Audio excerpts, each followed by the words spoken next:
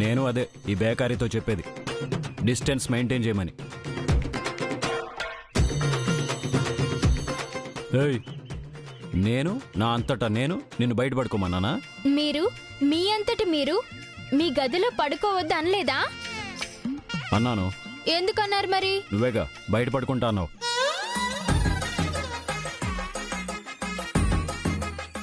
మరి మీరేగా గదిలో పడుకోవద్దన్నారు. నాకేం తెలుసు, నువ్వెప్పుడు నిజాలు చెప్పావు? బయట పడుకుంటానని బెదిరిస్తున్నావేమో అనుకున్నాను. కనీసం వచ్చి ఎక్కడ పడుకుంది అనైనా చూసారా? పిచ్చి బేకారీ, ఇప్పుడు నువ్వు కప్పుకున్న దుప్పటి ఎవరిదనుకున్నావు? అవును, ఇదెక్కడిది? నేను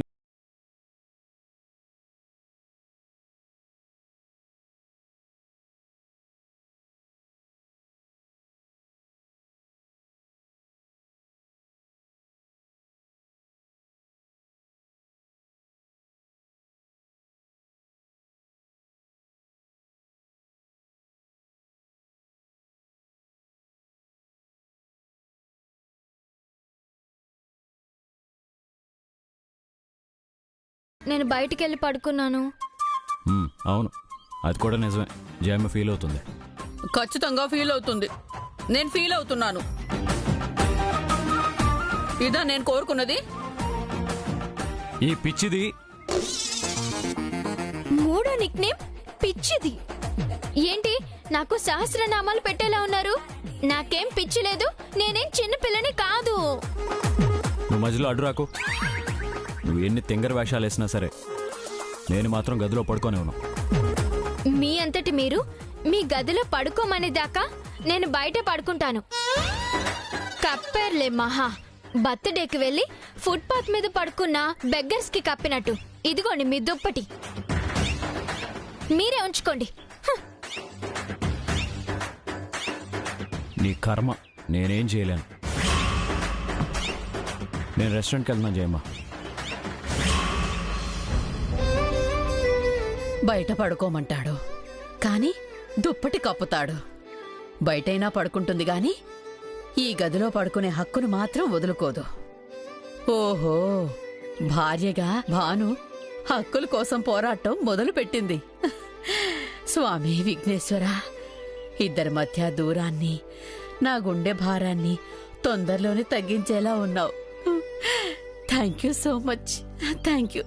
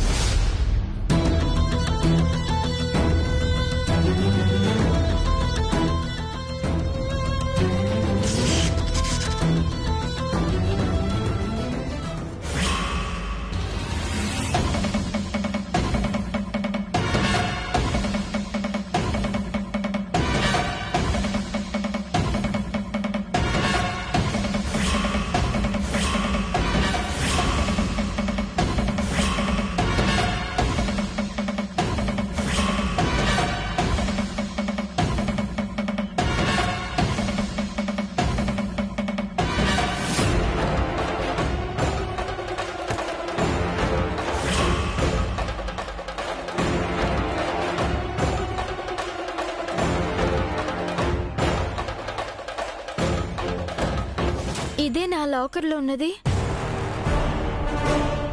అవును, ఇదే నా చెల్లిని చంపి నీ భర్తని మురికంబం ఎక్కించే బలమైన సాక్ష్యం.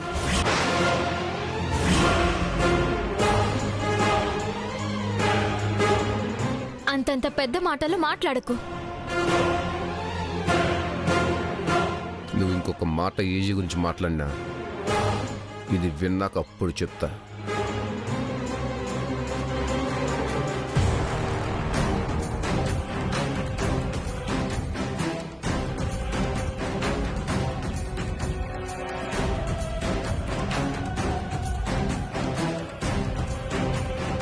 ఏంటి, ఏం చేస్తున్నారు?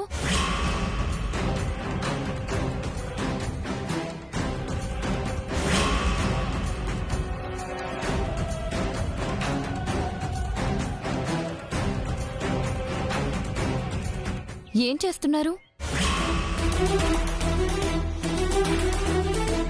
ఏముంది క్యాసెట్లో? ఇంకా ఇలాంటివి కూడా వాడుతున్నారా? వాడటం కాదు,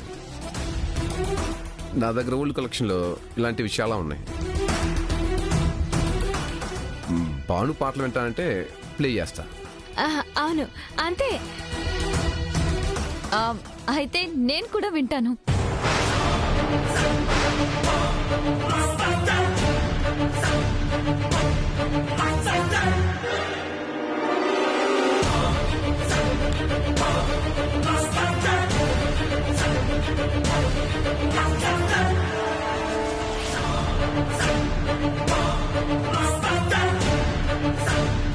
తప్పకుండా ప్లే చేస్తాను. ఎప్పుడు బరుగున పడ్డ జ్ఞాపకం. సిబిఐ ఎంక్వైరీలో నిజాన్ని వెలిగి తీసినట్టు తీశాను. విందాం ఇందులో ఏ పాటలు ఉన్నాయో, ఏ మాటలు ఉన్నాయో.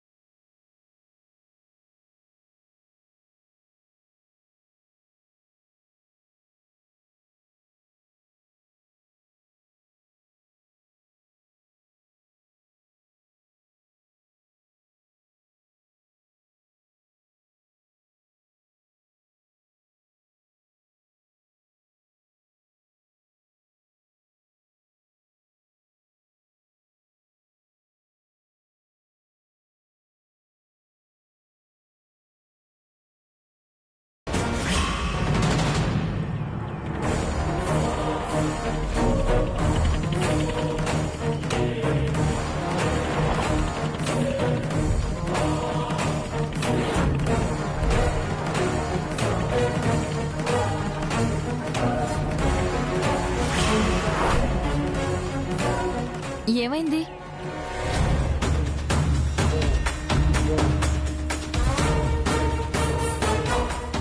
చాలా ఏళ్ళ నుంచి వాడలేదు కదా, క్యాసెట్ స్ట్రక్ అయినట్టుంది.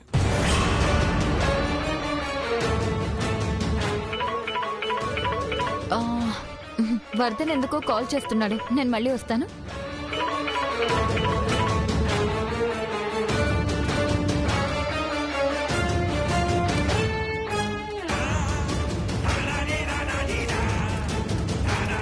అమ్మయ్యా, టెన్షన్ అంతా పోయింది.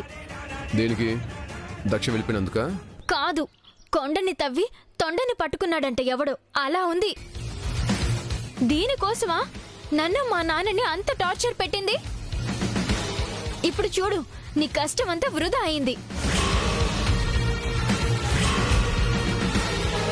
అని నువ్వు అనుకుంటున్నావా?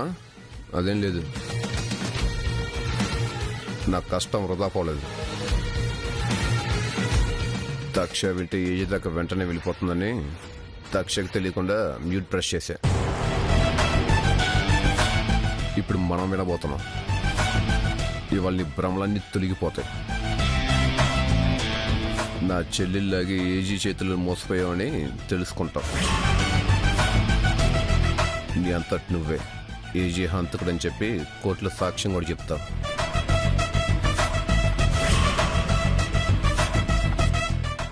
నువ్వు నన్ను కన్ఫ్యూజ్ చేయకు.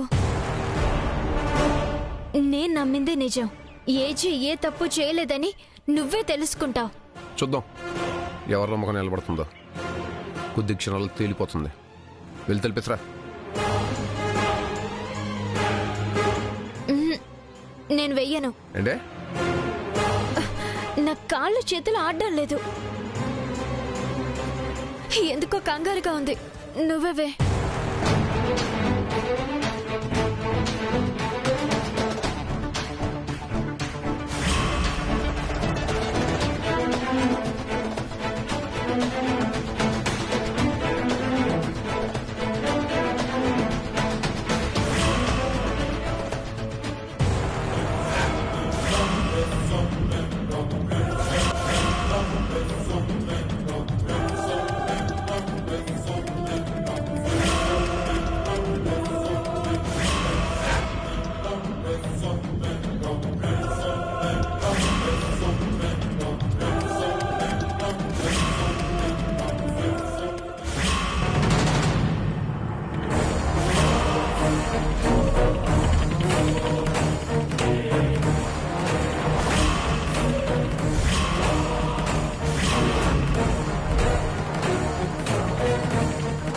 విక్రమ్, ఏజే గురించి నీకు తెలియని విషయాలు చాలా ఉన్నాయి.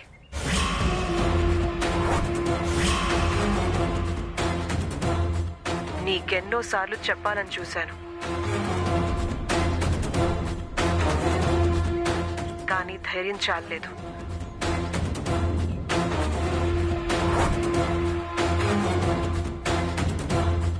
ఇప్పుడు చెప్పాల్సిన అవసరం వచ్చింది.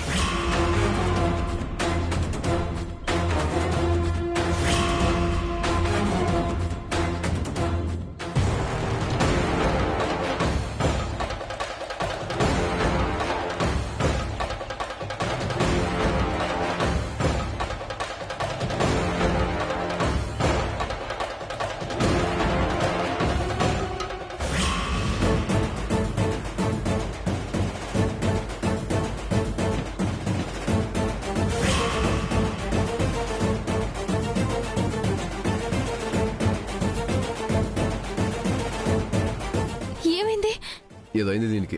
పాడైందా? పని చేసేలా చేస్తాను. ఇప్పటికైనా అర్థమైందా? ఏజే గురించి ప్రవళక్కకి ఒక భయంకరమైన నిజం తెలిసింది. అది బయటికి రాకుండా చేయడం కోసమే ఏజే ప్రవళక్కను చంపేశాడు. నా చెల్లిని చంపేశాడు. అయిపోయింది. ఏజే స్వేచ్ఛగా బయట తిరిగే టైం దాటిపోయింది.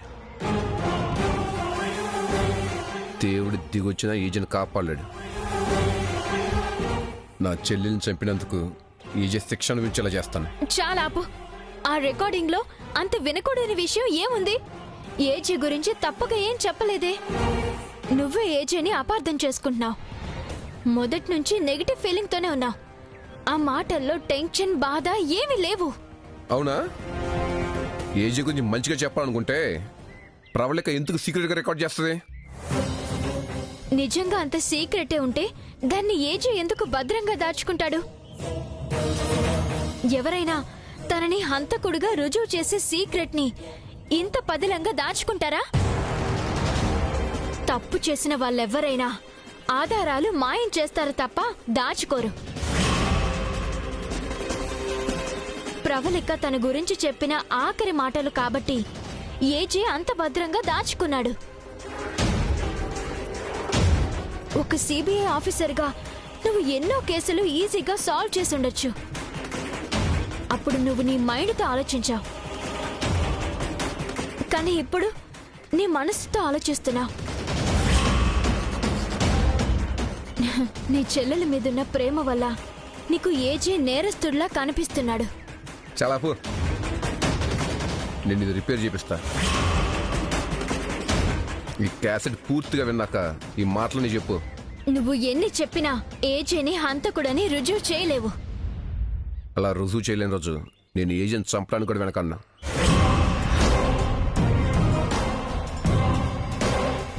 నేను బ్రతికుండగా నువ్వు ఏజేని టచ్ కూడా చేయలేవు. ఇది నా ఛాలెంజ్.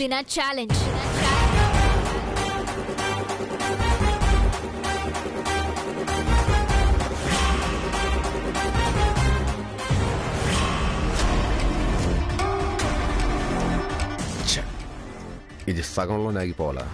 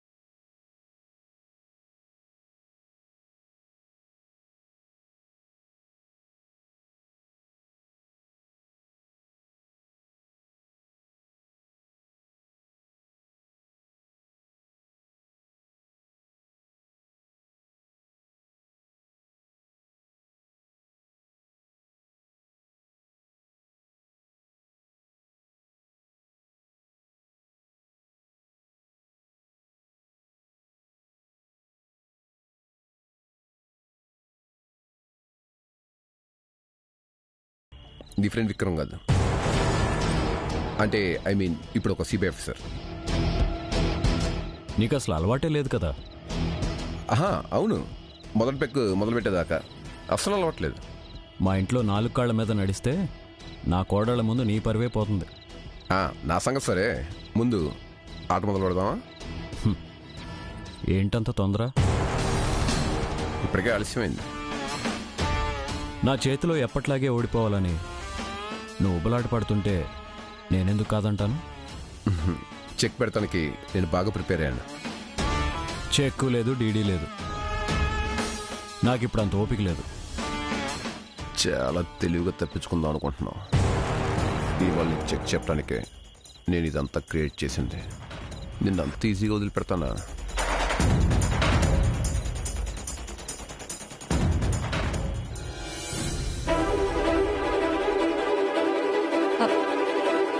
నేను రెస్టారెంట్ నుండి పిలిపించింది ఇవాళ డిన్నర్ ప్రిపేర్ చేస్తావని. ఆ పని పక్కన పెట్టి ఇవేవో తీసుకెళ్తావేంటి? ఏజే గారు విక్రమ్ గారు కలిసి కూర్చున్నారు మేడం. విక్రమ్ గారు మందు తాగుతారట. ఐస్ క్యూబ్స్ గ్లాసెస్ తెమ్మన్నారు. ఇచ్చేసి వస్తాను మేడం. అదేంటి, విక్రమ్కి అసలు మందు తాగే అలవాటే లేదు కదా. ఎప్పటి నుంచి మొదలు పెట్టాడు?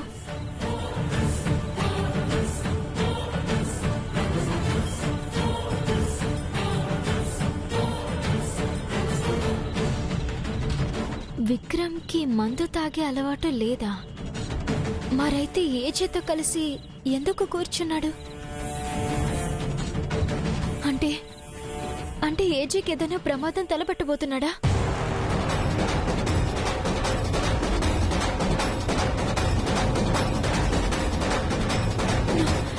ఏజేని సేవ్ చేయాలి.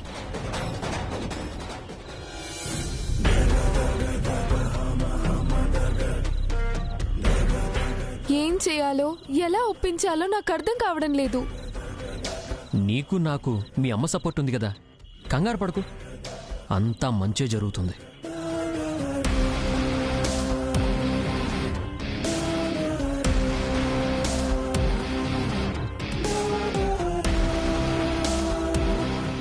హలో,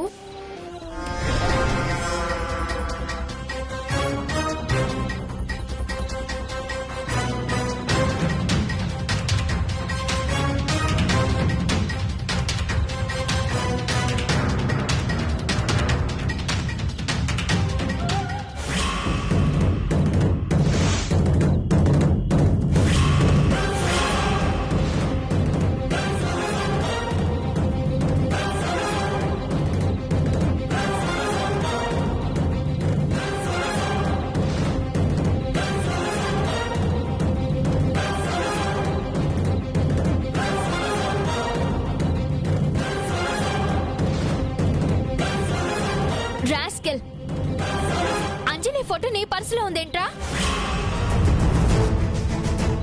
రే, ఏంటిది? నువ్వింకా అంజలి లైఫ్ లో ఉందామని అనుకుంటున్నావా? నువ్వు నీ మనసు మార్చుకోకపోతే నరికేస్తాను.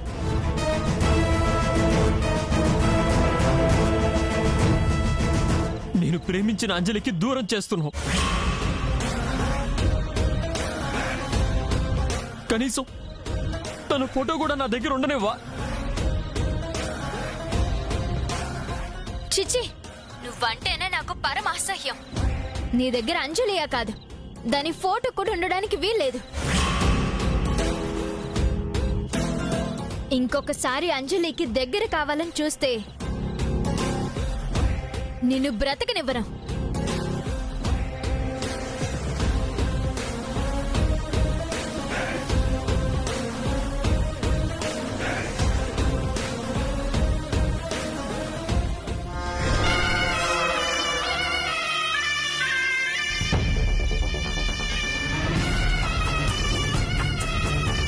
విన్నావా? అంతా వినపడింది. బాను మనల్ని ఎలా విడదీస్తుందో. నేనేం చేయాలో నాకు క్లియర్గా అర్థమైపోయింది.